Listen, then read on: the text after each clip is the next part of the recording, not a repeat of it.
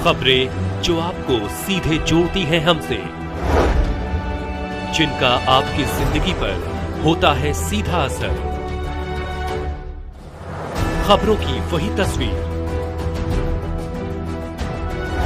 बिना बदले बिना डरे, जज्बा सच का लिए, सच दिखाते हैं। बिहार के पूर्णिया सांसद पप्पू यादव ने लोकसभा सदन में पूर्णिया एयरपोर्ट की सेवा एक टर्मिनल बनाकर तत्काल सेवा शुरू करने का आग्रह किया।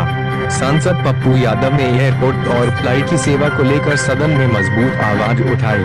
दिल्ली बिहार के पूर्णिया के ओजस्वी सांसद राजेश रंजन उर्फ पप्पू यादव ने लोकसभा सदन में सभापति के समक्ष भारतीय वायुयान विधेयक 2024 के दौरान पूर्णिया में एयरपोर्ट की सेवा एवं एक टर्मिनल बनाकर तत्काल सेवा शुरू करने का आग्रह सरकार से किया। सांसद पप्पू यादव ने एयरपोर्ट और फ्लाइट की सेवा को लेकर सरकार पर बड़ा सवाल खड़ा किया। बिहार के चर्चित प्रकाश पुंज के रूप में रोशनी देने वाले पूर्णिया सांसद पप्पू यादव ने लोकसभा सदन में सभापति महोदय के सामने दहाड़ते हुए क्या कुछ कहा, हम उनकी जुबानी से आपको रूबरू कराते हैं। माननीय सदस्य श्री राजेश रंजन जी, पहले तो मैं माननीय मंत्री जी 130 से 140 एयरपोर्ट, माननीय मंत्री महोदय, मंत्री जी 130 से 140 एयरपोर्ट है सिर्फ आपके पास, और 330 मिलियन अमेरिका के पास जनसंख्या है, 5472 एयरपोर्ट, और हमारे बराबर में ही चाइना की जनसंख्या है जहां पर 500 से ऊपर एयरपोर्ट है। दूसरी तरफ हमारी इकोनॉमी 80 करोड़ लोगों को आप 5 किलो अनाज देते हैं, और लगभग 90-95% लोगों के पास लैपटॉप कंप्यूटर नहीं है, 2 व्हीकल नहीं है, और बिलो पॉवर्टी लाइन 92% लोग हैं। आप जहाज को आम आदमी और विभिन्न जगहों पर ले जाना चाहते हैं, लेकिन 41% आपका ही रिपोर्ट है, 41% किराए में वृद्धि होती है।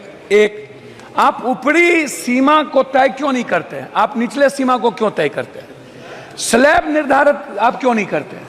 आप इस पर फोकस नहीं करते। एक प्राधिकरण बनाइए जो किसी भी कीमत पर वो निगरानी करे, और समय समय पर ऑडिट होना निजी एयरलाइंस का सबसे ज्यादा आवश्यक है। देखिए, निजी एयरलाइंस पूरी हाथी हो चुकी है।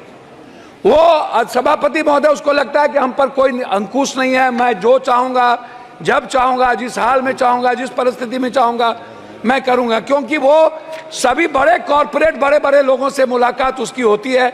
उनको लगता है कि हम पर कभी भी कोई अंकुश नहीं होगा। इसीलिए मेरा बहुत ही क्लियर है इसमें कि जैसे मेरा 2-3 आग्रह इसमें यह है कि आप टिकट को देखिए, हर 4-5 मिनट के बाद, जैसे कोई पर्व आता है मेरे यहाँ जितने पर्व हैं, या मजदूर हमारे यहाँ से 3 करोड़ मजदूर बाहर, 2.25 करोड़ बाहर काम करने जाते हैं। जब शादी का माहौल होता है तो 33,000, 30,000, 18,000, 20,000, 22,000 की टिकट बिकती है।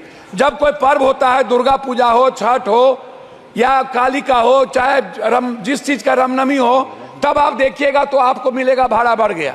जब हम कहीं बाहर पर्यटन के लिए जाना चाहेंगे, या इन्हीं के यहाँ विशाखापट्टनम या गोवा या किसी भी पर्यटक स्थल पर हम जाना चाहेंगे, तो 30,000 से कभी भी कम की टिकट नहीं मिलेगी।